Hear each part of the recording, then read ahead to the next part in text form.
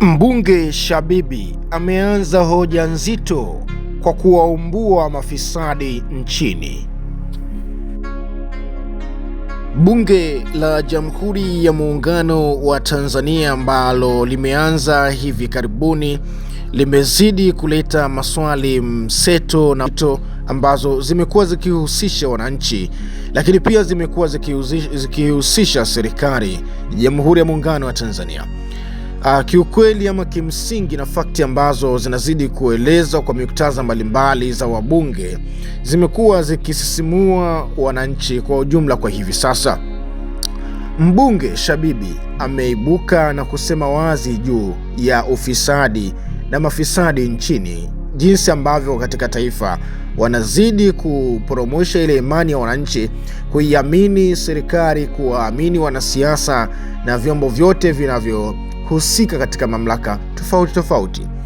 Ikumbukwe Shabibi kabla ya kuwa mbunge wa Bunge la Jamhuri ya Muungano wa Tanzania, tunamtambua huyu mzee ni mfanyabiashara mkubwa zaidi wa usafirishaji wa mabasi, unaona bwana. Kwa hiyo amekuwa amejibebea maarufu zaidi katika biashara yake ya usafirishaji na magari mengi ambayo tunayaona yanazunguka nchi nzima. Shabibi huyu ndiye mmiliki wa hivyo vyote ambavyo tunavyoviona. Kama hujaviona, hujawahi kupanda hilo basi au hujawahi kuliona kabisa, lakini ni imani yangu kuwa ushagawahi kusikia kuna basi ambazo zinaitwa Shabibi kutoka kwa tajiri ambaye mfanyabiashara mkubwa zaidi ambaye anapatikana Tanzania, anaitwa Shabibi. Sasa ameibuka na hoja nzito ya kudai kwamba ufisadi katika taifa unazidi kupunguza imani kati ya wananchi na wanasiasa,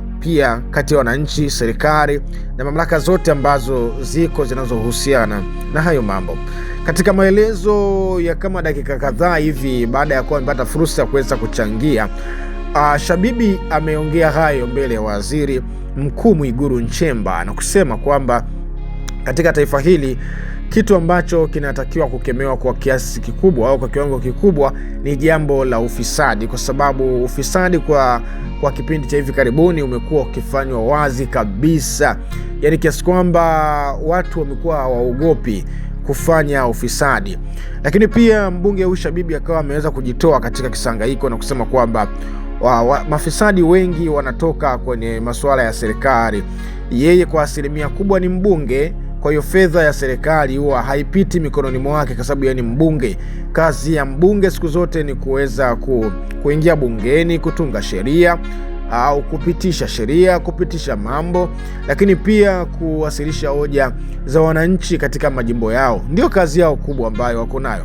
Lakini masuala ya fedha, miradi, unaona bwana, maendeleo ya barabara na vyote ambavyo vinahusiana na miradi, hayo mambo huwa yanahusishwa na serikali. Mbunge yeye kazi yake kusimamia tu maendeleo ambayo ameahidiwa na mpango kazi ambayo huko mbele ambao umeshapitishwa na serikali. Kazi yao ni kuweza kufanyaje, kuweza kuwasimamia wananchi, kuangalia miradi jinsi ambavyo inavyokwenda katika weledi na katika ubora wa hali ya juu, unaona bwana. Kwa hiyo kitu ambacho amekizungumza Shabibi ni kwamba wawapo huko serikalini kutengeneza maendeleo kwa ajili ya wananchi, wasiishie tu kuwazia mwaka 2030 itakuwaje, rais atakuwa nani, waziri mkuu atakuwa nani, wakati watumie muda huo hapo kuweza kuhakikisha wanawaondoa mafisadi, wanapiga vita dhidi ya ufisadi kwa vitendo, unaona bwana. Kwa hiyo katika vyote ambavyo vimeendelea kuzungumzwa bungeni, na hivyo pia ni mojawapo, lakini pia amekuwa akisisitiza zaidi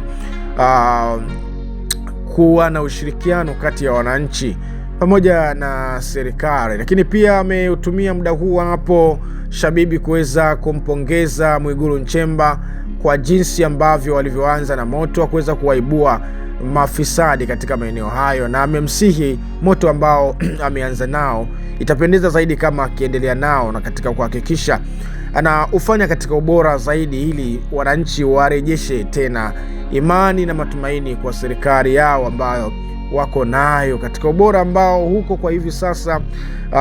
Inaonyesha kabisa wabunge wanafunguka.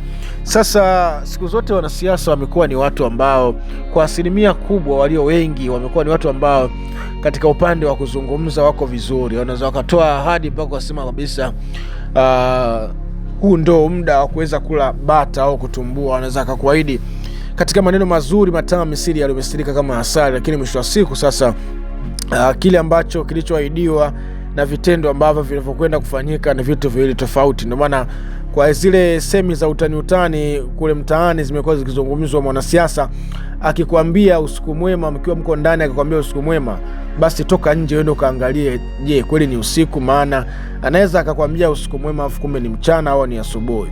Kwa hiyo ile imani kubwa ambayo inatarajiwa kwa wananchi na wanasiasa, Shabibi ameweza kueleza mbunge huyu, na kwa kweli amepata pongezi, na baadhi ya wabunge wamekuwa wakinong'onezana na kuweza kumpongeza kwa hoja nzito ambayo ameweza kuiwasilisha mbele ya bunge, lakini pia mbele ya waziri mkuu wa Jamhuri ya Muungano wa Tanzania Mwigulu Nchemba. Kwa hiyo ndio taarifa ambayo nimekusogezea kwa wakati huu hapa. Kwa hiyo kama kutakuwa una taarifa nyingine ambayo inaendelea inayohusiana na masuala ya wabunge katika jimbo au katika bunge katika sehemu yoyote, basi usisite kuwa unafuatilia chaneli hii hapa, itakufikia kwa wakati husika.